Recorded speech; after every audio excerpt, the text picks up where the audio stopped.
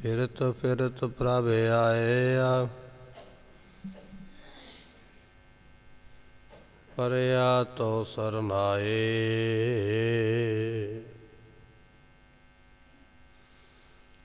ਨਾਨਕ ਕੀ ਪ੍ਰਭ ਬੇਨਤੀ,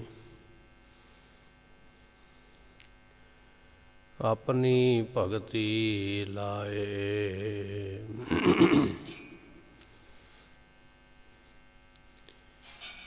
ਅੰਤ ਨ ਪਾਵਤ ਦੇਵ ਸਭੈ ਮੁਨ,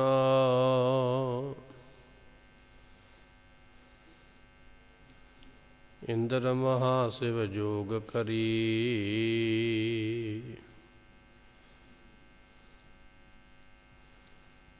ਹੁਣ ਬੇਦ ਬਰੰਚ ਵਿਚਾਰ ਰਹਿਓ,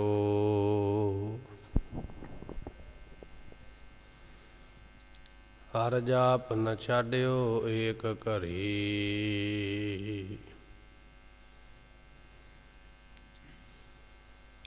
ਮਥੁਰਾ ਜਨ ਕੋ ਪ੍ਰਭ ਦੀਨ ਦਿਆਲ ਹੈ,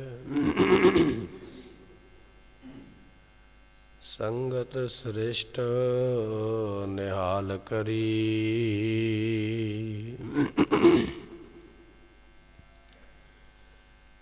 ਰਾਮਦਾਸ ਗੁਰੂ ਜਗ ਤਾਰਨ ਕੋ,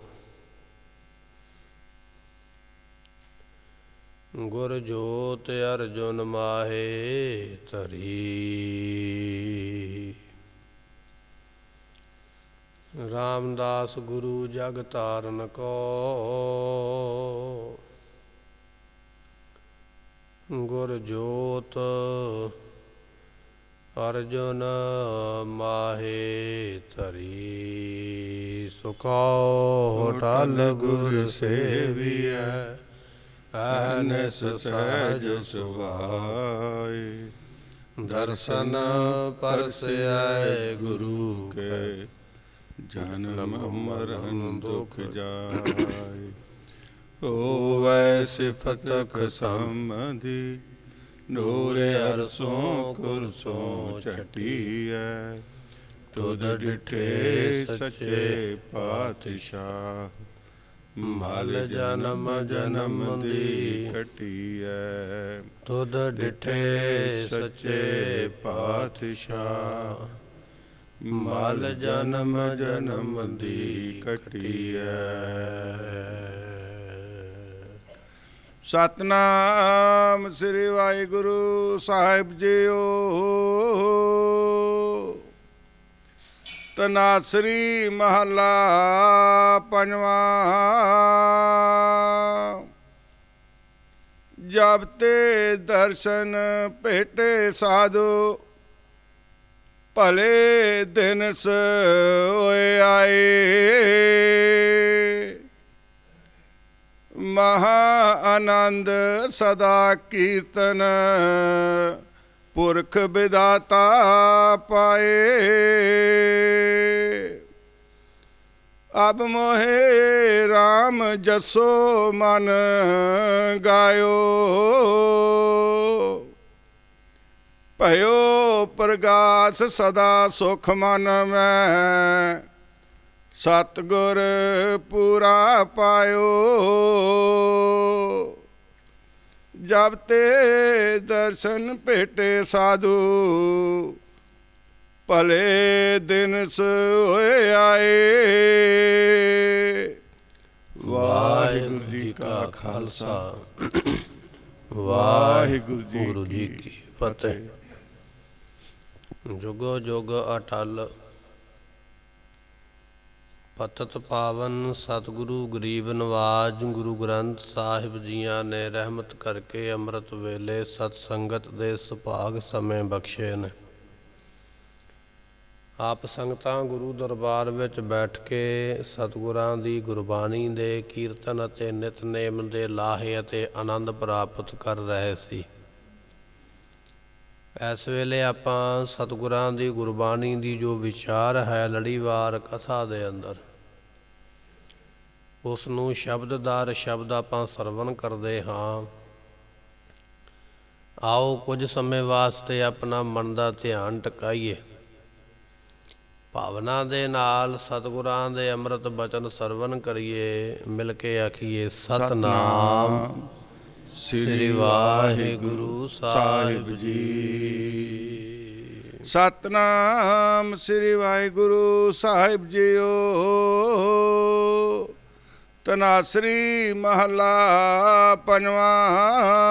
ਤਨਾਸਰੀ ਰਾਗ ਦਾ ਇਹ ਸ਼ਬਦ ਹੈ। ਪੰਚਮ ਪਾਤਸ਼ਾਹ ਗੁਰੂ ਅਰਜਨ ਦੇਵ ਪਾਤਸ਼ਾਹ ਜੀਆਂ ਨੇ ਇਹ ਸ਼ਬਦ ਉਚਾਰਿਆ। ਗੁਰੂ ਅਰਜਨ ਸਾਹਿਬ ਪਾਤਸ਼ਾਹ ਮਹਾਰਾਜ ਜੀ ਐਸੇ ਗੁਰੂ ਨੇ ਜੋ ਗੁਰਤਾ ਗੱਦੀ 'ਤੇ ਬੈਠਣ ਤੋਂ ਪਹਿਲਾਂ ਗੁਰਬਾਣੀ ਉਚਾਰਦੇ ਨੇ। ਅਤੇ ਸਤਿਗੁਰੂ ਜੀਆਂ ਦੇ ਬਚਨ ਆਪਾਂ ਪੜ੍ਹਦੇ ਹਾਂ। ਮੇਰਾ ਮਨ ਲੋਚੈ ਗੁਰ ਦਰਸ਼ਨ ਤਾਈਂ।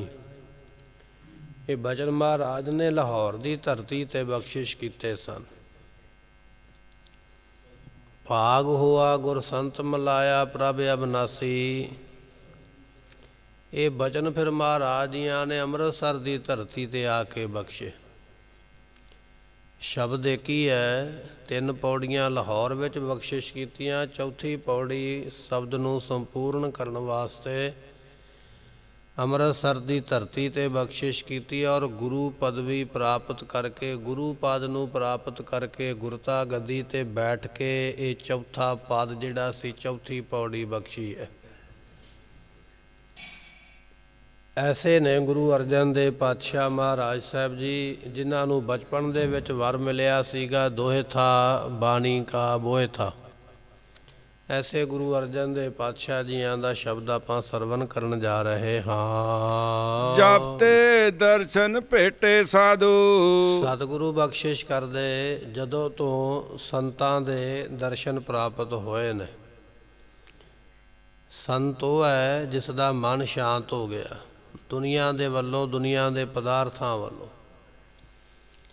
ਬਚਨ ਆਪਾਂ ਪੜ੍ਹਦੇ ਹਾਂ। ਸਾਖੀ ਬੜੀ ਲੰਬੀ ਹੈ। ਭਾਈ ਅਦਲੀ ਨਾਮ ਦਾ ਸੰਤ ਸਾਧੂ ਬੈਠਾ ਜੰਗਲ ਵਿੱਚ ਤਪ ਕਰਦਾ ਪਿਆ, ਬੰਦਗੀ ਕਰਦਾ ਪਿਆ, ਸ੍ਰੀ ਸੁਖਮਨੀ ਸਾਹਿਬ ਦਾ ਪਾਠ ਕਰਦਾ ਪਿਆ। ਤੇ ਕੋਲ ਦੀ ਇੱਕ ਡਾਕੂ ਲੰਘਿਆ।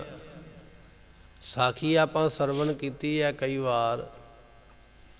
ਮਨ ਵਿੱਚ ਸੋਚਦਾ ਹੈ ਜੇ ਅੱਜ ਚੰਗਾ ਮੋਟਾ ਡਾਕਾ ਮਿਲੇਗਾ ਤੇ ਮੈਂ ਇਹ ਸਾਧੂ ਨੂੰ ਅੱਧਾ ਦੇ ਦੇਵਾਂਗਾ। ਇਸੇ ਤਰ੍ਹਾਂ ਹੀ ਹੋਇਆ। ਗੁਰਮੁਖੋਂ ਮਿਲਿਆ, ਮੋਟਾ ਧਨ ਮਿਲ ਗਿਆ। ਕੋਈ ਵਿਆਹ ਜਾ ਰਿਹਾ ਸੀ, ਪਰਿਵਾਰ ਉਸ ਨੂੰ ਲੁੱਟ ਲਿਆ ਤੇ ਭਾਈ ਅਦਲੀ ਜੀਆਂ ਦੇ ਸਾਹਮਣੇ ਲਿਆ ਕੇ 2 ਢੇਰੀਆਂ ਕਰ ਦਿੱਤੀਆਂ। ਅੱਧਾ ਗਹਿਣਾ ਇੱਕ ਪਾਸੇ, ਅੱਧਾ ਗਹਿਣਾ ਇੱਕ ਪਾਸੇ, ਅੱਧੇ ਕੱਪੜੇ ਬਸਤਰ ਇੱਕ ਪਾਸੇ, ਅੱਧੇ ਇੱਕ ਪਾਸੇ। ਤੇ ਨਾਲ ਹੀ ਇਹ ਡਾਕੂ ਕਹਿਣ ਲੱਗਾ ਵੀ ਮਹਾਤਮਾ ਜੀ, ਜੋ ਮੈਂ ਬਚਨ ਕੀਤਾ ਸੀ ਉਹ ਪੂਰਾ ਕੀਤਾ ਤੇ ਆਪ ਜੀ ਅੱਧਾ ਆਪਣਾ ਹਿੱਸਾ ਲੈ ਲਓ।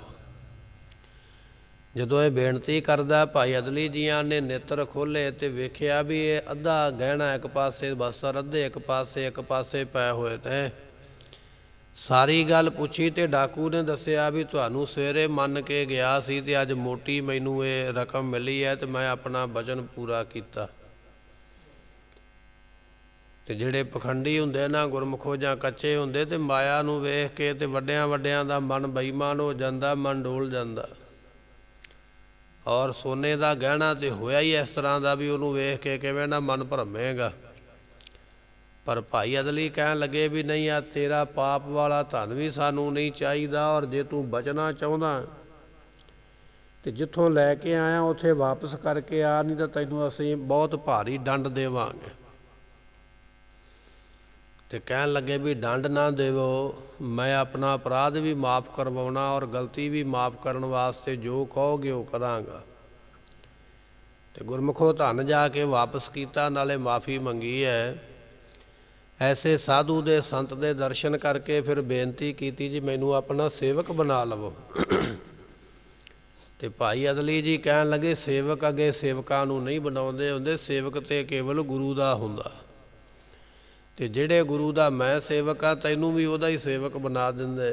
ਗੁਰੂ ਅਰਜਨ ਦੇਵ ਪਾਤਸ਼ਾਹ ਦੇ ਕੋਲ ਲੈ ਕੇ ਆ ਗਏ। ਸਤਿਗੁਰਾਂ ਨੂੰ ਮੱਥਾ ਟੇਕਿਆ ਤੇ ਮਹਾਰਾਜ ਨੇ ਮੁਖੋਂ ਬਚਨ ਆਖਿਆ। ਕਹਿਣ ਲੱਗੇ ਭਾਈ ਜਪਜੀ ਸਾਹਿਬ ਦਾ ਪਾਠ ਹਰ ਵੇਲੇ ਕਰਿਆ ਕਰ। ਗੁਰੂ ਅਰਜਨ ਦੇਵ ਪਾਤਸ਼ਾਹ ਦੇ ਮੁਖ ਦੇ ਬਚਨ।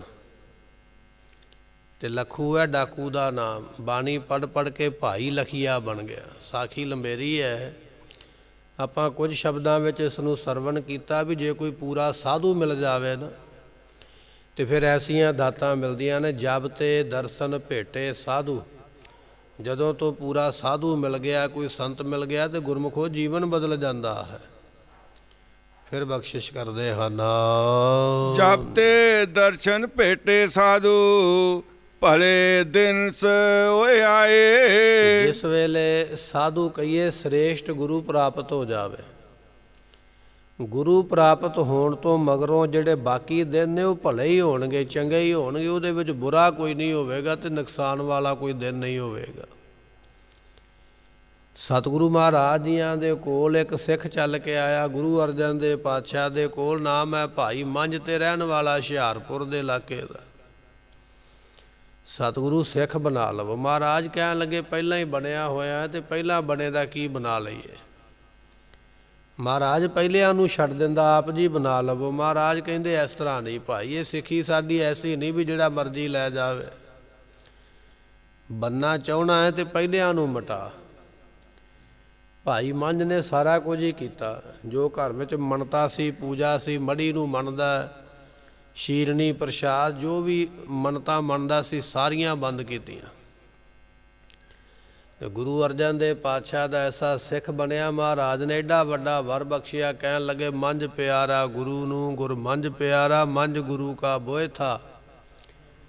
ਜਗ ਲੰਘਣ ਹਾਰਾ। ਭਾਈ ਤੂੰ ਜਹਾਜ਼ ਬਣ ਗਿਆ। ਆਇਆ ਤੇ ਆਪ ਤਰਨ ਵਾਸਤੇ ਸੀ। ਕਹਿੰਦੇ ਤੂੰ ਤੇ ਤਰ ਗਿਆ, ਤੇਰੀ ਸੰਗਤ ਕਰਨ ਵਾਲੇ ਵੀ ਹੁਣ ਤਰ ਜਾਣਗੇ।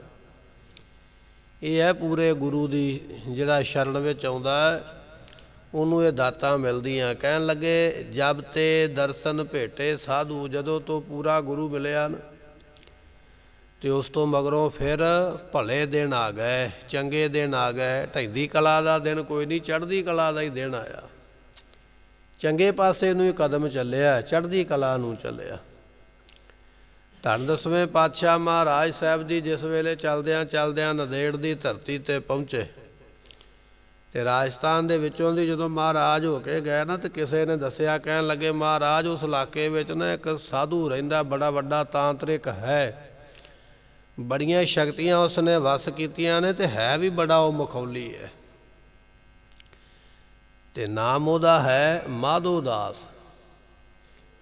ਤੇ ਮਾਧੋ ਦਾਸ ਕੀ ਕਰਦਾ ਸੀ ਵੀ ਆਪਣੇ ਡੇਰੇ ਵਿੱਚ ਇਸਨੇ ਵੱਡਾ ਇੱਕ ਪਲੰਘਾ ਬਣਾਇਆ ਸੀ ਤੇ ਸ਼ਕਤੀਆਂ ਇਹੋ ਜਿਹੀਆਂ ਇਹਨੇ ਉੱਥੇ ਲਾਈਆਂ ਹੋਈਆਂ, ਜਿਹੜਾ ਵੀ ਕੋਈ ਜਾ ਕੇ ਉਸ ਪਲੰਘੇ ਤੇ ਥੱਕਿਆ ਹਾਰਿਆ ਵਿਅਕਤੀ ਬੈਠ ਜਾਵੇ ਤੇ ਭਾਵੇਂ ਕੋਈ ਚੱਲਦਾ ਫਿਰਦਾ ਕੋਈ ਸਾਧੂ ਸੰਤ ਬੈਠ ਜਾਵੇ, ਇਹ ਮੰਤਰ ਪੜ੍ਹਦਾ ਸੀ ਤੇ ਮੰਜੇ ਦੇ ਥੱਲੇ ਬੈਠਣ ਵਾਲਾ ਆ ਜਾਂਦਾ ਤੇ ਮੰਜਾ ਉਹਦੇ ਉੱਪਰ ਹੋ ਜਾਂਦਾ।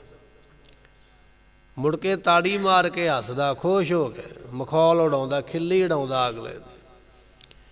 ਤੇ ਉਸ ਇਲਾਕੇ ਵਿੱਚ ਪੂਰਾ ਇਸ ਦਾ ਦਬਦਬਾ ਸੀ, ਪੂਰਾ ਪ੍ਰਭਾਵ ਸੀ ਤੇ ਸਾਧੂ ਸੰਤ ਡਰਦਿਆਂ ਉਧਰ ਨੂੰ ਮੂੰਹ ਕੋਈ ਨਹੀਂ ਸੀ ਕਰਦੇ ਵੀ ਇਹ ਮਖੌਲ ਕੋਈ ਨਾ ਕੋਈ ਸਾਡਾ ਉਡਾਵੇਗਾ।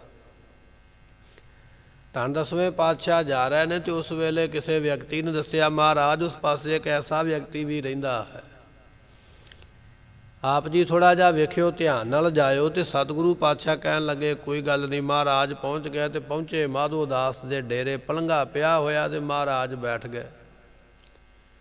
ਸਤਿਗੁਰਾਂ ਨੇ ਹੱਥ ਵਿੱਚ ਤੀਰ ਫੜਿਆ ਹੋਇਆ ਤੇ ਤੀਰ ਜਿਹੜਾ ਸੀ ਪਲੰਘੇ ਦੇ ਸਰਾਣੇ ਵਾਲੇ ਪਾਸੇ ਰੱਖ ਕੇ ਤੇ ਮਹਾਰਾਜ ਨੇ ਮੁੱਖੋਂ ਮੂਲ ਮੰਤਰ ਦਾ ਪਾਠ ਕਰ ਦਿੱਤਾ। ਤੇ ਜਦੋਂ ਚੇਲਿਆਂ ਚਾਰੜਿਆਂ ਨੇ ਜਾ ਕੇ ਦੱਸਿਆ ਵੀ ਇੱਕ ਬੜਾ ਤੇਜਵਸ਼ਵੀ ਆਦਮੀ ਆਇਆ ਜਿਹਦਾ ਬੜਾ ਤੇਜ ਹੈ, ਮੁਖ ਦਾ ਬੜਾ ਨੂਰ ਹੈ, ਰਾਜਿਆਂ ਮਹਾਰਾਜਿਆਂ ਵਰਗੇ ਕੱਪੜੇ ਪਾਏ ਨੇ, ਬੜਾ ਸੋਹਣਾ ਸੁੰਦਰ ਸਰੀਰ ਹੈ, ਤੇਰੇ ਪਲੰਘੇ ਤੇ ਆ ਕੇ ਬੈਠਾ, ਨਾਲ ਉਹਦੇ ਕੁਝ ਵਿਅਕਤੀ ਵੀ ਨੇ। ਤੇ ਉਸ ਵੇਲੇ ਸੋਚਿਆ ਵੀ ਕਿਸੇ ਰਿਆਸਤ ਦਾ ਕੋਈ ਰਾਜਾ ਹੋਵੇਗਾ ਜਾਂ ਕੋਈ ਰਾਜਕੁਮਾਰ ਹੋਵੇਗਾ, ਚਲੋ ਇਹਦਾ ਵੀ ਮਖੌਲ ਉਡਾਉਣਾ ਚਾਹੀਦਾ। ਆਪਣੇ ਵੀਰ ਭੇਜੇ, ਸ਼ਕਤੀਆਂ ਭੇਜੀਆਂ, ਕਰਾਮਾਤਾਂ ਭੇਜੀਆਂ, ਪਲੰਘਾ ਜਿਹੜਾ ਉਸ ਨੂੰ ਮੂਧਾ ਕਰ ਦਿਓ, ਆਕਾਸ਼ ਵਿੱਚ ਉਡਾ ਦਿਓ ਤੇ ਉਹਦੀ ਖਿੱਲੀ ਉਡਾਓ ਤਾਂ ਕਿ ਮਖੌਲ ਕਰਕੇ ਮੈਂ ਖੁਸ਼ ਹੋਵਾਂ। ਸ਼ਕਤੀਆਂ ਸਾਰੀਆਂ ਨੇ ਬੇਅੰਤ ਜ਼ੋਰ ਲਾਇਆ, ਪਰ ਜਿੱਥੇ ਧੰਨ ਦਸਵੇਂ ਪਾਤਸ਼ਾਹ ਬੈਠੇ ਹੋਣ ਉੱਥੇ ਕੀ ਕਿਸੇ ਦੀ ਕਰਾਮਾਤ ਚੱਲ ਸਕਦੀ ਹੈ। ਜਦੋਂ ਕੋਈ ਜ਼ੋਰ ਨਹੀਂ ਚੱਲਿਆ ਤੇ ਦੂਜੀ ਵਾਰੀ ਆਖਦਾ ਜੇ ਪਲੰਘਾ ਆਕਾਸ਼ ਵੱਲ ਨੂੰ ਨਹੀਂ ਕਰ ਸਕਦੇ ਤੇ ਥੱਲੇ ਮਿੱਟੀ ਦੇ ਵਿੱਚ ਹੀ ਦੱਬ ਦਿਓ। ਦੂਜੀ ਵਾਰੀ ਵੀ ਯਤਨ ਕੀਤਾ ਪਰ ਕੋਈ ਕਾਮਯਾਬੀ ਨਾ ਮਿਲੀ, ਤੇ ਸ਼ਕਤੀਆਂ ਨੇ ਜਾ ਕੇ ਆਖਿਆ ਵੀ ਸਾਡਾ ਉੱਥੇ ਜ਼ੋਰ ਕੋਈ ਨਹੀਂ ਚੱਲਦਾ। ਤੇ ਫਿਰ ਦੌੜਿਆ ਵੀ ਐਸਾ ਵਿਅਕਤੀ ਕੌਣ ਹੈ ਜਿਹਦੇ ਵਿੱਚ ਇੰਨੀ ਕਰਾਮਾਤ ਹੈ, ਮੇਰੀਆਂ ਸ਼ਕਤੀਆਂ ਸਾਰੀਆਂ ਉੱਥੇ ਫੇਲ ਹੋ ਗਈਆਂ ਜਾ ਕੇ। ਤੇ ਸਤਿਗੁਰਾਂ ਨੂੰ ਫਿਰ ਜਾ ਕੇ ਜਦੋਂ ਦਰਸ਼ਨ ਕੀਤੇ ਨਾ ਮਹਾਰਾਜ ਸਾਹਿਬ ਜੀਆਂ ਦੇ, ਮੱਥਾ ਟੇਕਿਆ ਤੇ ਮਹਾਰਾਜ ਨੇ ਆਖਿਆ, ਕਹਿਣ ਲੱਗੇ ਕੌਣ ਹੈ ਤੂੰ? ਤੇ ਇਹਨੇ ਫਿਰ ਅੱਗੋਂ ਜਵਾਬ ਦਿੱਤਾ, ਕਹਿਣ ਲੱਗਾ ਮਹਾਰਾਜ ਮੈਂ ਤੁਹਾਡਾ ਬੰਦਾ ਹਾਂ। ਬੰਦਾ ਕਹੀਏ ਗੁਲਾਮ, ਨੌਕਰ, ਸੇਵਕ, ਦਾਸ, ਗੋਲਾ, ਇਹ ਗੱਲ ਇਸ ਨੇ ਅੱਗੋਂ ਜਵਾਬ ਦਿੱਤਾ, ਮਹਾਰਾਜ ਮੈਂ ਤੁਹਾਡਾ ਗੋਲਾ ਹਾਂ, ਤੁਹਾਡਾ ਦਾਸ ਹਾਂ, ਤੁਹਾਡਾ ਬੰਦਾ ਹਾਂ, ਤੁਹਾਡਾ ਸੇਵਕ ਹਾਂ। ਤੇ ਸਤਿਗੁਰੂ ਪਾਤਸ਼ਾਹ ਕਹਿਣ ਲੱਗੇ ਫਿਰ ਸਾਧੂਆਂ ਨੂੰ ਐਸੇ ਕਰਮ ਨਹੀਂ ਕਰਨੇ ਚਾਹੀਦੇ ਜਿਹੜੇ ਤੂੰ ਕਰਦਾ, ਦੁਨੀਆ ਦਾ ਮਖੌਲ ਉਡਾਉਂਦਾ, ਆਪਣੀ ਕਰਾਮਾਤ ਦਾ ਮਾਣ ਕਰਦਾ। ਤੇ ਸਤਿਗੁਰਾਂ ਦੇ ਬਚਨ ਸੁਣ ਕੇ, ਗੁਰੂ ਕਿਆਂ ਸਿੱਖਾਂ ਦਾ ਜੀਵਨ ਵੇਖ ਕੇ, ਤੇ ਫਿਰ ਇਹ ਬੰਦਾ ਕਹਿਣ ਲੱਗਾ ਮਹਾਰਾਜ ਮੈਨੂੰ ਵੀ ਆਪਣਾ ਸਿੱਖ ਬਣਾ ਲਵੋ। ਤੇ ਪਾਤਸ਼ਾਹ ਨੇ ਫਿਰ ਅੰਮ੍ਰਿਤ ਛਕਾ ਕੇ ਇਸ ਮਾਧੋ ਦਾਸ ਨੂੰ ਫਿਰ ਗੁਰਬਖਸ਼ ਸਿੰਘ ਬਣਾ ਦਿੱਤਾ, ਨਾਮ ਰੱਖ ਦਿੱਤਾ ਮਹਾਰਾਜ ਨੇ ਗੁਰਬਖਸ਼ ਸਿੰਘ। ਬੜੀਆਂ ਕਰਾਮਾਤਾਂ ਕੋਲ ਨੇ, ਬੜੇ ਮੰਤਰ ਇਸ ਨੇ ਪੜ੍ਹੇ ਹੋਏ, ਸਿੱਧ ਕੀਤੇ ਹੋਏ। ਤੇ ਫਿਰ ਪਾਤਸ਼ਾਹ ਜੀਆਂ ਨੇ ਵਜ਼ੀਰ ਖਾਨ ਨੂੰ ਸੋਧਣ ਵਾਸਤੇ, ਸਰਹੰਦ ਦੀ ਇੱਟ ਦੇ ਨਾਲ ਇੱਟ ਵਜਾਉਣ ਵਾਸਤੇ 5 ਤੀਰ ਬਖਸ਼ਿਸ਼ ਕਰਕੇ ਉਸ ਬੰਦਾ ਸਿੰਘ ਨੂੰ ਗੁਰਬਖਸ਼ ਸਿੰਘ ਬਣਾ ਕੇ ਬਹਾਦਰੀ ਦਾ ਖਿਤਾਬ ਦੇ ਕੇ ਤੇ ਨੰਦੇੜ ਤੋਂ ਤੋਰਿਆ। ਤੇ ਉਸ ਵੇਲੇ ਫਿਰ ਸਮਾਣੇ ਦਾ ਜੰਗ ਹੋਇਆ, ਤੇ ਕਿਧਰੇ ਕੋਈ ਜੰਗ ਹੋਇਆ, ਤੇ ਫਿਰ ਚੱਪੜਚਿੜੀ ਦੇ ਮੈਦਾਨ ਵਿੱਚ ਜੰਗ ਕਰਕੇ ਤੇ ਉਸ ਵੇਲੇ ਵਜ਼ੀਰ ਖਾਨ ਨੂੰ ਮਾਰਿਆ। ਸਤਿਗੁਰੂ ਇੱਥੇ ਬਚਨ ਕਰਦੇ ਕਹਿਣ ਲੱਗੇ ਜਬ ਤੇ ਦਰਸ਼ਨ ਭੇਟੇ ਸਾਧੂ, ਸਾਧੂ ਤੋਂ ਭਾਵ ਸ੍ਰੇਸ਼ਟ। ਜਿਸ ਵੇਲੇ ਸ੍ਰੇਸ਼ਟ ਧੰਨ ਗੁਰੂ ਗੋਬਿੰਦ ਸਿੰਘ ਮਹਾਰਾਜ ਦੇ ਦਰਸ਼ਨ ਹੋਏ, ਭਲੇ ਦਿਨਸ ਹੋਏ ਆਏ। ਉਸ ਤੋਂ ਮਗਰੋਂ ਜਿਹੜਾ ਵੀ ਦਿਨ ਆਇਆ ਨਾ ਬੰਦਾ ਸਿੰਘ ਬਹਾਦਰ ਦਾ, ਚੜ੍ਹਦੀ ਕਲਾ ਵਾਲਾ ਆਇਆ। ਐਸੇ ਨੇ ਗੁਰੂ ਦੇ ਦਰਸ਼ਨ ਜਿਹੜਾ ਕਰਦਾ ਪ੍ਰਾਪਤ ਹੋ ਜਾਂਦਾ, ਉਹਦੇ ਦਿਨ ਫਿਰ ਅੱਗੇ ਭਲੇ ਤੋਂ ਭਲੇ, ਚੰਗੇ ਤੋਂ ਚੰਗੇ, ਚੜ੍ਹਦੀ ਕਲਾ ਵਾਲੇ ਪ੍ਰਾਪਤ ਹੁੰਦਾ। ਪਰ ਕਈ ਵਾਰੀ ਸਾਡੇ ਮਨ ਵਿੱਚ ਢਹਿੰਦੀ ਕਲਾ ਵਾਲਾ ਬਚਨ ਆ ਜਾਂਦਾ, ਮੈਂ ਸਿੱਖ ਬਣ ਗਿਆ ਤੇ ਮੈਨੂੰ ਇਹ ਘਾਟਾ ਪੈ ਗਿਆ, ਮੈਂ ਸਿੱਖ ਬਣ ਗਿਆ ਤੇ ਮੈਨੂੰ ਇੱਥੋਂ ਜਾੜਾ ਬਹੁਤ ਵੱਡਾ ਨੁਕਸਾਨ ਹੋ ਗਿਆ। ਮਹਾਰਾਜ ਗੁਰੂ ਅਰਜਨ ਦੇਵ ਪਾਤਸ਼ਾਹ ਦਾ ਬਚਨ ਹੈ, ਕਹਿਣ ਲੱਗੇ ਦੁਨਿਆਵੀ ਘਾਟੇ ਨਾ ਵੇਖ, ਆਤਮਿਕ ਪ੍ਰਾਪਤੀ ਵੇਖ ਵੀ ਕਿੰਨੀ ਕੁ ਅੱਗੇ ਨਾਲੋਂ ਵਧੀ ਹੈ। ਗੁਰੂ ਨੂੰ ਮਿਲਿਆ ਹੈ ਤੇ ਉਹ ਫਿਰ ਦਿਨ ਭਲਾ ਹੈ, ਉਸ ਤੋਂ ਅਗਲਾ ਉਸ ਤੋਂ ਵੀ ਜ਼ਿਆਦਾ ਭਲਾ ਹੈ।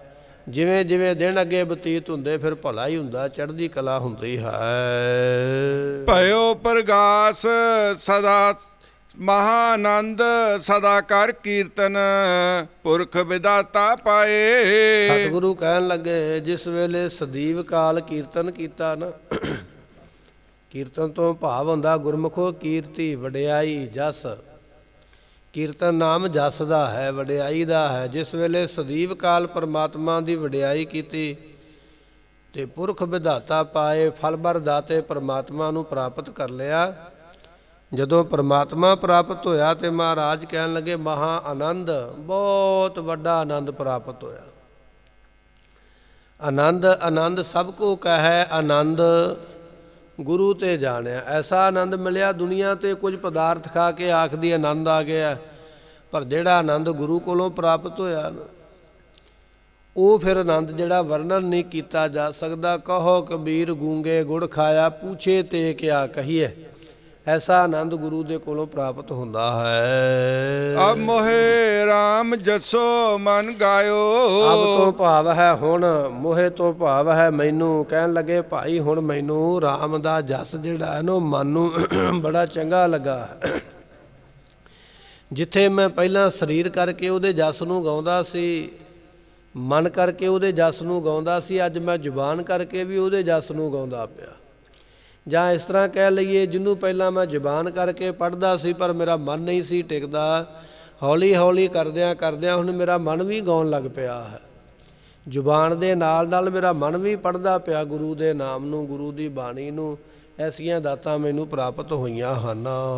ਭਇਓ ਪ੍ਰਗਾਸ ਸਦਾ ਸੁਖ ਮਨ ਮੈਂ, ਸਤਿਗੁਰ ਪੂਰਾ ਪਾਇਓ।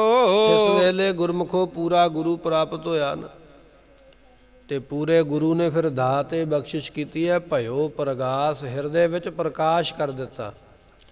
ਪ੍ਰਕਾਸ਼ ਕਾਹਦਾ ਕਰ ਦਿੱਤਾ? ਗਿਆਨ ਦਾ। ਗਿਆਨ ਅੰਜਨ ਗੁਰ ਦੀਆ, ਅਗਿਆਨ ਅੰਧੇਰ ਵਿਨਾਸ਼। ਮਹਾਰਾਜ ਜੀਆਂ ਦੇ ਮਹਾਵਾਕ ਹਨ ਗੁਰਬਾਣੀ ਦੇ। ਕਹਿਣ ਲੱਗੇ, ਜੇ ਸੋ ਚੰਦਾ ਉਗਵੈ ਸੂਰਜ ਚੜ੍ਹੇ ਹਜ਼ਾਰ, ਏਤੇ ਚਾਨਣ ਹੁੰਦਿਆਂ ਗੁਰ ਬਿਨ ਘੋਰ ਅੰਧਾਰ। ਇਹ ਬਚਨ ਮਹਾਰਾਜ ਜੀਆਂ ਦੇ ਜਿਸ ਵੇਲੇ ਗੁਰੂ ਨੇ ਕਿਰਪਾ ਕੀਤੀ, ਅੰਦਰ ਪ੍ਰਕਾਸ਼ ਹੀ ਕਰ ਦਿੱਤਾ, ਗਿਆਨ ਬਖਸ਼ਿਸ਼ ਕਰ ਦਿੱਤਾ। ਤੇ ਸਤਿਗੁਰੂ ਪਾਤਸ਼ਾਹ ਕਹਿਣ ਲੱਗੇ, ਸਦਾ ਸੁਖ ਮਨ ਮੈਂ, ਫਿਰ ਸਦੀਵ ਕਾਲ ਮਨ ਨੂੰ ਸੁਖ ਪ੍ਰਾਪਤ ਹੋ ਗਿਆ। ਐਸੀਆਂ ਦਾਤਾਂ ਗੁਰੂ ਦੀ ਦਾਤ ਵਿੱਚੋਂ ਮਿਲਦੀਆਂ ਹਨ। ਰਹਾਉ ਗੁਣ ਨਿਧਾਨ ਰਿਦ ਭੀਤਰ ਵਸਿਆ, ਤਾਂ ਦੁਖ ਭਰਮ ਭਉ ਭਾਗਾ। ਸਤਿਗੁਰੂ ਬਖਸ਼ਿਸ਼ ਕਰਦੇ, ਕਹਿਣ ਲੱਗੇ, ਪ੍ਰਮਾਤਮਾ ਦਾ ਨਾਮ ਗੁਰਮੁਖੋ ਸਾਰਿਆਂ ਖਜ਼ਾਨਿਆਂ ਦੀ ਚਾਬੀ ਹੈ। ਜਿੰਨੇ ਖਜ਼ਾਨੇ ਨੇ ਨਾ, ਭਾਵੇਂ ਉਹ ਧਨ ਦਾ ਖਜ਼ਾਨਾ, ਸੁੱਖ ਦਾ ਖਜ਼ਾਨਾ ਹੈ, ਚੜ੍ਹਦੀ ਕਲਾ ਦਾ ਖਜ਼ਾਨਾ ਹੈ, ਦੁਨੀਆ ਵਿੱਚ ਜਸ ਹੋਵੇ, ਮਾਣ ਸਨਮਾਨ ਹੋਵੇ, ਇਹ ਸਾਰੇ ਖਜ਼ਾਨੇ ਨੇ ਨਾ। ਵਿਅਕਤੀ ਚਾਹੁੰਦਾ ਹੈ, ਕੋਈ ਆਂਦਾ ਮੇਰਾ ਜਸ ਹੋਵੇ, ਕੋਈ ਆਂਦਾ ਮੈਂ ਨਵਾਂ ਨਰੋਵਾ ਰਵਾਂ, ਕੋਈ ਆਂਦਾ ਮੈਨੂੰ ਧਨ ਮਿਲੇ, ਕੋਈ ਆਂਦਾ ਮੈਨੂੰ ਮਾਣ ਸਨਮਾਨ ਮਿਲੇ। ਇਹ ਜਿੰਨੇ ਖਜ਼ਾਨੇ ਨੇ ਇਹਨਾਂ ਸਾਰਿਆਂ ਦੀ ਚਾਬੀ ਜਿਹੜੀ ਹੈ ਨਾਮ ਹੀ ਹੈ। ਨਾਮ ਜਪੇਗਾ ਤੇ ਸਾਰੇ ਖਜ਼ਾਨਿਆਂ ਦਾ ਤੂੰ ਮਾਲਕ ਬਣ ਜਾਵੇਗਾ। ਵਡਿਆਈ ਵੀ ਮਿਲੇਗੀ, ਤੰਦਰੁਸਤੀ ਵੀ ਮਿਲ ਜਾਵੇਗੀ, ਨਾਮ ਦੀ ਖੈਰਾਤ ਵੀ ਮਿਲ ਜਾਵੇਗੀ, ਦੁਨੀਆ ਦੇ ਤਮਾਮ ਪਦਾਰਥ ਮਿਲ ਜਾਣਗੇ। ਪਰ ਮਿਲਣਗੇ ਕਿੱਥੋਂ? ਕਹਿਣ ਲੱਗੇ, ਨਾਮ ਦੇ ਵਿੱਚੋਂ। ਭਗਤ ਧਰੂ ਜੀਆਂ ਨੇ ਪੁੱਛਿਆ ਨਾ ਆਪਣੀ ਮਾਤਾ ਨੂੰ, ਮਾਤਾ ਜੀ ਰਾਜ ਕਿਵੇਂ ਮਿਲੇਗਾ? ਮੈਂ ਤੇ ਰਾਜ ਲੈਣਾ ਚਾਹੁੰਦਾ। ਅਸੀਂ ਤੇ ਨਿੱਕੀਆਂ ਨਿੱਕੀਆਂ ਵਸਤੂਆਂ ਮੰਗਦੇ, ਪਰ ਭਗਤ ਧਰੂ ਨੇ 5 ਸਾਲ ਦੀ ਉਮਰ ਤੋਂ ਵੀ ਛੋਟਾ ਹੈ ਤੇ ਇਹ ਬਚਨ ਕੀਤਾ ਵੀ ਰਾਜ ਕਿਵੇਂ ਮਿਲੇ, ਮੈਂ ਰਾਜਾ ਕਿਵੇਂ ਬਣਾ।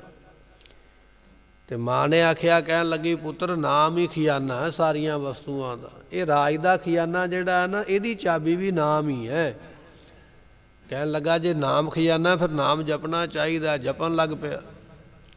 ਜਪਦਿਆਂ ਜਪਦਿਆਂ ਨਾਮ, ਹੁਣ ਮਨ ਵਿੱਚ ਰਾਜ ਦੀ ਇੱਛਾ ਵੀ ਖਤਮ ਹੋ ਗਈ ਹੈ ਵੀ ਰਾਜ ਵੀ ਨਹੀਂ ਚਾਹੀਦਾ। ਰਾਜ ਨਾ ਚਾਹੋ ਮੁਕਤ ਨਾ ਚਾਹੋ, ਮਨ ਪ੍ਰੀਤ ਚਰਨ ਕਮਲਾਰੇ। ਹੁਣ ਰਾਜ ਦੀ ਇੱਛਾ ਵੀ ਖਤਮ ਹੋ ਗਈ ਹੈ। ਪਰ ਘਰੋਂ ਚੱਲਿਆ ਸੀਗਾ ਵੀ ਰਾਜ ਲੈਣਾ ਤਾਂ ਨਾਮ ਜਪਣਾ। ਤੇ ਜਿਸ ਵੇਲੇ ਪਰਮਾਤਮਾ ਜੀ ਪ੍ਰਗਟ ਹੋਏ, ਪ੍ਰਾਪਤ ਹੋਏ, ਆਖਿਆ ਮੰਗ ਧਰੂ ਕੀ ਚਾਹੀਦਾ? ਕਹਿਣ ਲੱਗੇ, ਜੀ ਹੁਣ ਤੇ ਭੁੱਖਾਂ ਸਭ ਗਵਾਈਆਂ, ਹੁਣ ਤੇ ਭੁੱਖਾਂ ਹੀ ਮਿਟ ਗਈਆਂ ਤੁਹਾਡੇ ਦਰਸ਼ਨ ਕਰਕੇ। ਹੁਣ ਭੁੱਖ ਰਹਿ ਹੀ ਕੋਈ ਨਹੀਂ ਗਈ, ਲਾਲਸਾ ਕੋਈ ਨਹੀਂ, ਇੱਛਾ ਰਹਿ ਹੀ ਕੋਈ ਨਹੀਂ ਗਈ ਹੈ। ਕਹਿਣ ਲੱਗੇ, ਇੱਛਾ ਭਾਵੇਂ ਨਹੀਂ ਰਹੀ ਹੈ, ਪਰ ਤੇਰਾ ਬਚਨ ਜਿਹੜਾ ਹੈ ਨਾ, ਜਿਹੜੀ ਸੋਚ ਲੈ ਕੇ ਘਰੋਂ ਚੱਲਿਆ ਸੀ, ਉਹ ਜ਼ਰੂਰ ਪੂਰੀ ਕਰਾਂਗੇ ਤੇ ਤੈਨੂੰ ਰਾਜ ਭਾਗ ਬਖਸ਼ਿਸ਼ ਕਰਾਂਗੇ। ਔਰ ਉਹ ਰਾਜ ਭਾਗ ਤੂੰ 36,000 ਸਾਲ ਕਰੇਗਾ। ਐਡਾ ਵੱਡਾ ਰਾਜ, ਇੰਨਾ ਲੰਮਾ ਸਮਾਂ, ਇੰਨਾ ਲੰਮਾ ਸਮਾਂ ਫਿਰ ਰਾਜ ਭਾਗ ਨੂੰ ਪ੍ਰਾਪਤ ਹੋਏ। ਬਚਨ ਇਹ ਹੈ ਗੁਰਮੁਖੋ, ਨਾਮ ਖਜ਼ਾਨਾ ਹੈ, ਚਾਬੀ ਹੈ। ਜਿਹੜਾ ਵੀ ਸੁੱਖ ਲੈਣਾ ਚਾਹੁੰਦੇ ਹੋ ਨਾ, ਕੋਈ ਰਾਜ ਲੈਣਾ ਚਾਹੁੰਦਾ ਹੈ, ਕੋਈ ਸਰੀਰ ਦੀ ਤੰਦਰੁਸਤੀ ਲੈਣਾ ਚਾਹੁੰਦਾ ਹੈ, ਕੋਈ ਦੁਨੀਆ ਵਿੱਚ ਮਾਣ ਵਡਿਆਈ ਲੈਣੀ ਚਾਹੁੰਦਾ ਹੈ, ਕੋਈ ਜੈ ਜੈਕਾਰ ਚਾਹੁੰਦਾ ਹੈ, ਸਾਰੇ ਖਜ਼ਾਨੇ ਜਿੰਨੇ ਵੀ ਨੇ, ਚਾਬੀ ਨਾਮ ਹੀ ਹੈ ਭਾਈ।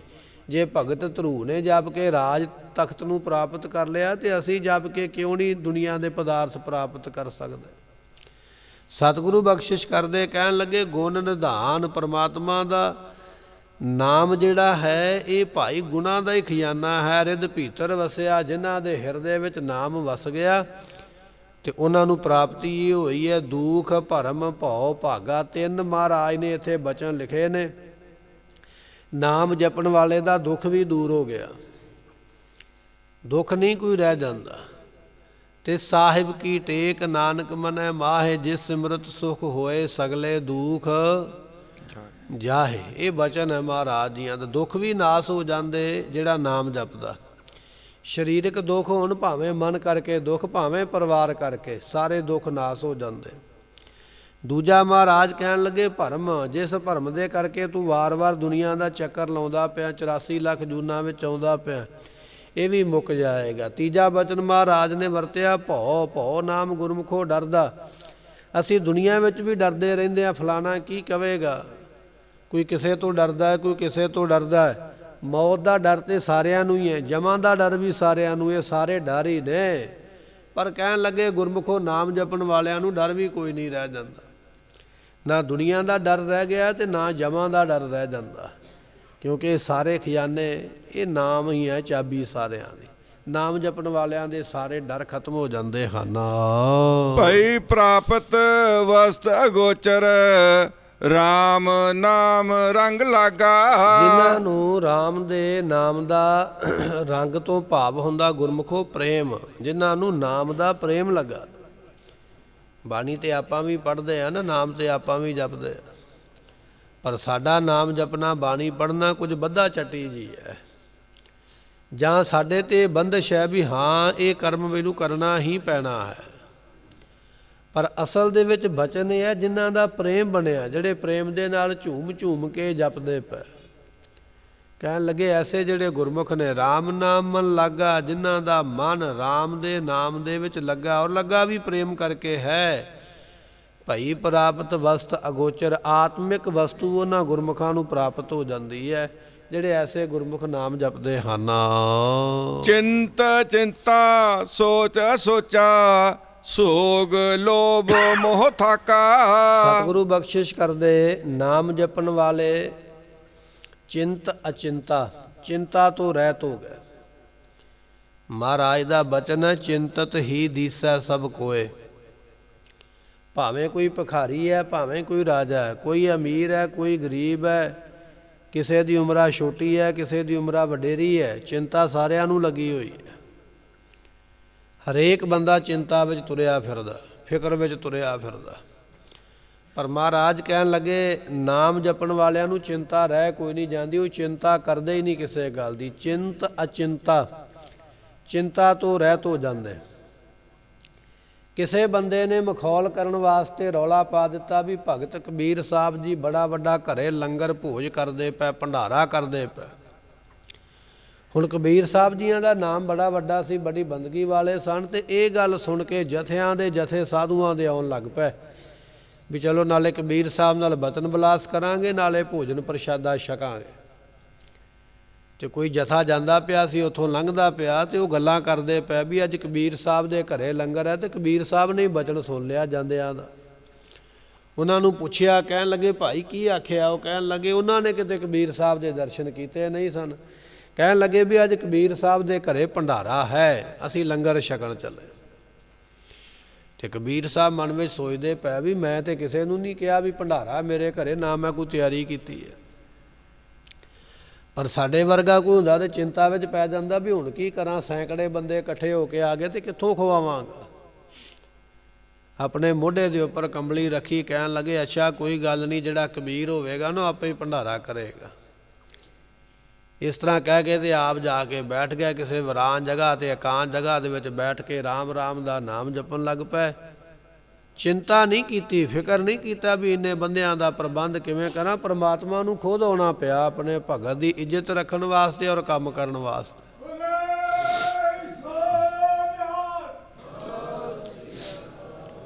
ਸਤਿਗੁਰੂ ਬਖਸ਼ਿਸ਼ ਕਰਦੇ। ਫਿਰ ਐਸੇ ਭਗਤ ਜਿਹੜੇ ਹੁੰਦੇ ਨੇ ਨਾ ਗੁਰਮੁਖੋ, ਉਹਨਾਂ ਦੀ ਸੇਵਾ ਫਿਰ ਪ੍ਰਮਾਤਮਾ ਆਪ ਹੀ ਕਰੀ ਜਾਂਦਾ, ਕਰਵਾਈ ਜਾਂਦਾ, ਉਹਨਾਂ ਨੂੰ ਚਿੰਤਾ ਨਹੀਂ ਰਹਿ ਜਾਂਦੀ ਹੈ। ਨਹੀਂ ਤੇ ਦੁਨੀਆ ਦੇ ਲੋਕ ਚਿੰਤਾ ਵਿੱਚ ਹੀ ਪਏ ਨੇ, ਭਾਵੇਂ ਕੋਈ ਰਾਜਾ ਤੇ ਮਹਾਰਾਜਾ ਹੈ, ਹਰੇਕ ਬੰਦੇ ਨੂੰ ਚਿੰਤਾ। ਪਰ ਮਹਾਰਾਜ ਕਹਿੰਦੇ ਚਿੰਤ ਅਚਿੰਤਾ, ਰੱਬ ਦੇ ਭਗਤ ਚਿੰਤਾ ਤੋਂ ਰਹਿਤ ਹੋ ਜਾਂਦੇ, ਕਿਸੇ ਗੱਲ ਦੀ ਉਹ ਚਿੰਤਾ ਨਹੀਂ ਕਰਦੇ, ਰੱਬ ਤੇ ਡੋਰੀਆਂ ਸੁੱਟਦੇ, ਪ੍ਰਮਾਤਮਾ ਆਪੇ ਸਭ ਕੁਝ ਉਸਨੇ ਕਰ ਲੈਣਾ ਹੈ। ਹਉਮੈ ਰੋਗ ਮਿਟੇ ਕਿਰਪਾ ਤੇ।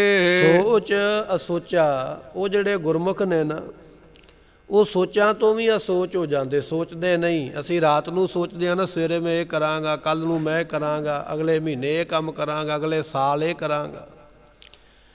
ਬੱਚਾ ਜੇ ਘਰ ਵਿੱਚ ਭਾਵੇਂ ਜਨਮਿਆ ਵੀ ਨਾ ਹੋਵੇ, ਪਰ ਉਹਦਾ ਫਿਕਰ ਹੈ ਵੀ ਇਹ ਵੱਡਾ ਹੋਵੇਗਾ, ਇਹਨੂੰ ਇਸ ਤਰ੍ਹਾਂ ਪੜ੍ਹਾਵਾਂਗਾ, ਇਹਦਾ ਮੈਂ ਇਹ ਕਰਾਂਗਾ, ਫਿਰ ਇਹ ਕਰਾਂਗਾ। ਬੜੀਆਂ ਲੰਮੀਆਂ ਸੋਚਾਂ ਮਨੁੱਖ ਸੋਚਦਾ ਹੈ। ਜਿਹੜਾ ਪੈਦਾ ਹੀ ਨਹੀਂ ਹੋਇਆ ਉਹਦੀ ਵੀ ਫਿਕਰ ਪਾਲੀ ਬੈਠਾ ਵੀ ਉਹਦਾ ਮੈਂ ਇਸ ਤਰ੍ਹਾਂ ਪ੍ਰਬੰਧ ਕਰਨਾ ਹੈ। ਦੁਨੀਆ ਦੇ ਲੋਕ ਚਿੰਤਾ ਵਿੱਚ ਪਏ ਹੋਏ।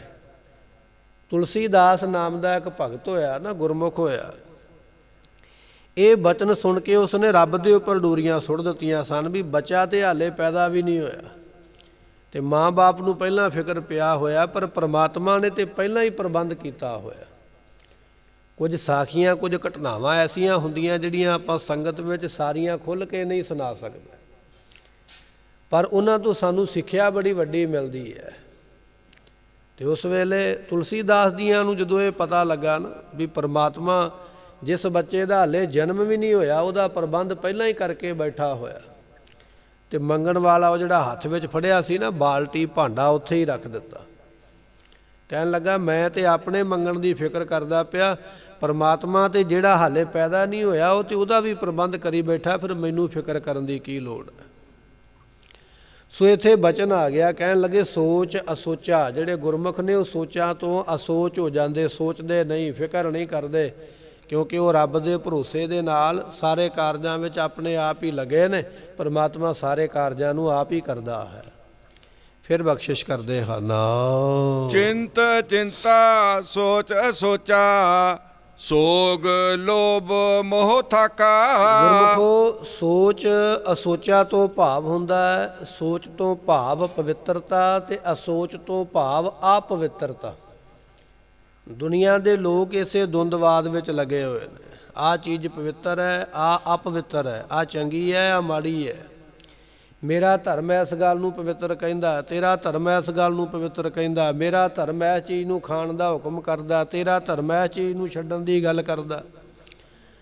ਦੁਨੀਆ ਦੇ ਲੋਕ ਐਸੇ ਝਗੜਿਆਂ ਵਿੱਚ ਪਏ ਹੋਏ, ਐਸੀਆਂ ਗੱਲਾਂ ਵਿੱਚ ਪਏ ਹੋਏ। ਕੋਈ ਸੁਚਤਾਈ ਦੀ ਗੱਲ ਹੁੰਦੀ ਹੈ ਨਾ, ਵੱਖ-ਵੱਖ ਧਰਮਾਂ ਦਾ ਵੱਖਰਾ ਵੱਖਰਾ ਗਿਆਨ ਗ੍ਰੰਥ ਪੜ੍ਹ ਲਵੋ, ਉਹਦੇ ਵਿੱਚ ਵੱਖ-ਵੱਖ ਮਰਿਆਦਾ ਮਿਲੇਗੀ, ਤੇ ਉਹ ਮਰਿਆਦਾ ਲੈ ਕੇ ਧਰਮਾਂ ਦੇ ਲੋਕ ਇੱਕ ਦੂਜੇ ਨਾਲ ਲੜਦੇ ਰਹਿੰਦੇ। ਪਰ ਮਹਾਰਾਜ ਕਹਿਣ ਲੱਗੇ ਇਹ ਦੁਨਿਆਵੀ ਲੋਕਾਂ ਦੀ ਗੱਲ ਇਹ ਹੈ ਕਿ ਦੁਨੀਆ ਦੇ ਲੋਕ ਜਿਹੜੇ ਨੇ ਪਵਿੱਤਰਤਾਈ ਤੇ ਅਪਵਿੱਤਰਤਾਈ ਦੇ ਪਿੱਛੇ ਝਗੜਾ ਕਰਦੇ, ਪਰ ਗੁਰਮੁਖਾਂ ਦਾ ਇਹ ਦੁੰਦਵਾਦ ਖਤਮ ਹੋ ਜਾਂਦਾ। ਉਹ ਇਹਨਾਂ ਝਗੜਿਆਂ ਵਿੱਚ ਪੈਂਦੇ ਹੀ ਨਹੀਂ, ਐਸ ਫਿਕਰ ਵਿੱਚ ਪੈਂਦੇ ਹੀ ਨਹੀਂ ਹੈ ਵੀ ਕਿਸ ਗੱਲ ਦਾ ਪਵਿੱਤਰਤਾਈ ਤੇ ਕਿਸ ਗੱਲ ਦੀ ਅਪਵਿੱਤਰਤਾਈ ਹੈ।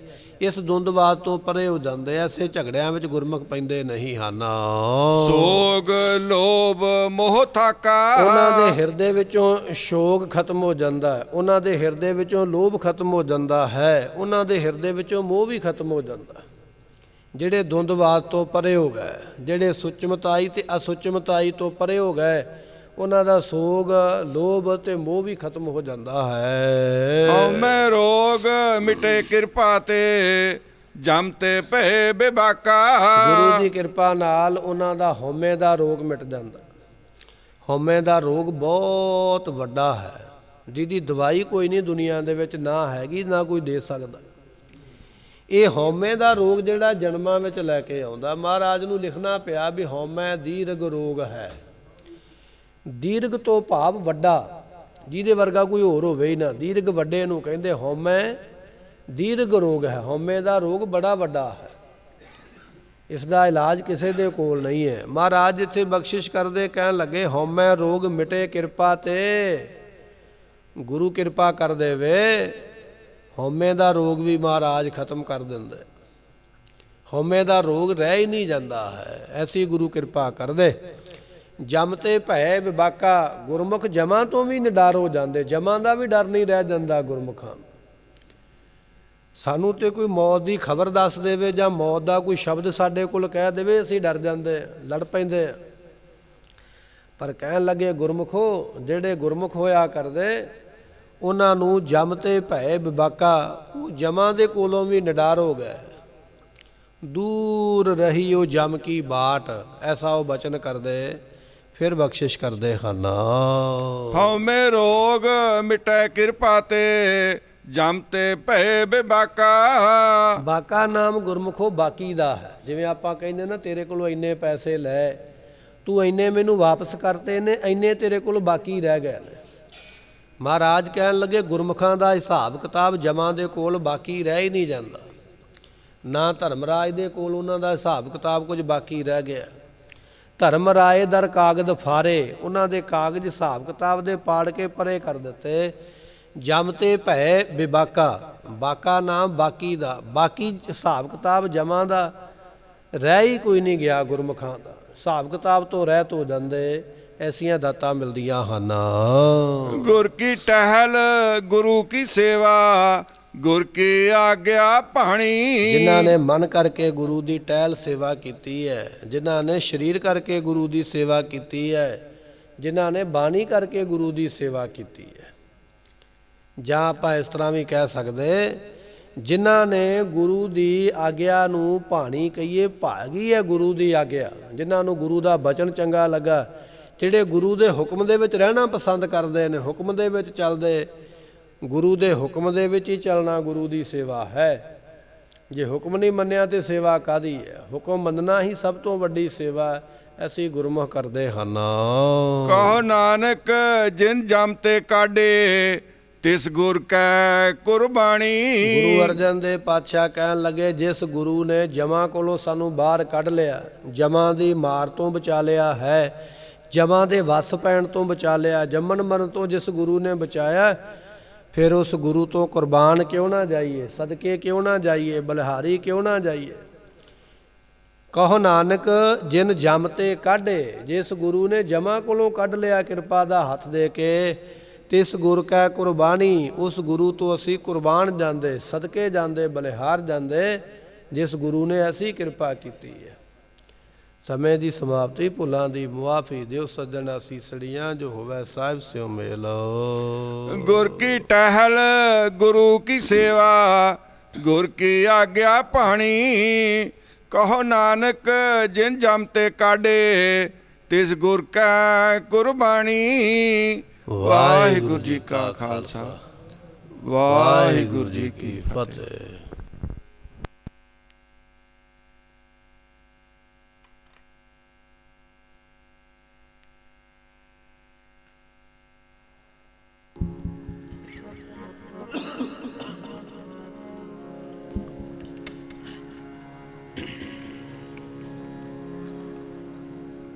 ਵਾਹਿਗੁਰੂ ਸਾਹਿਬ ਜੀ, ਇਕ ਓੰਕਾਰ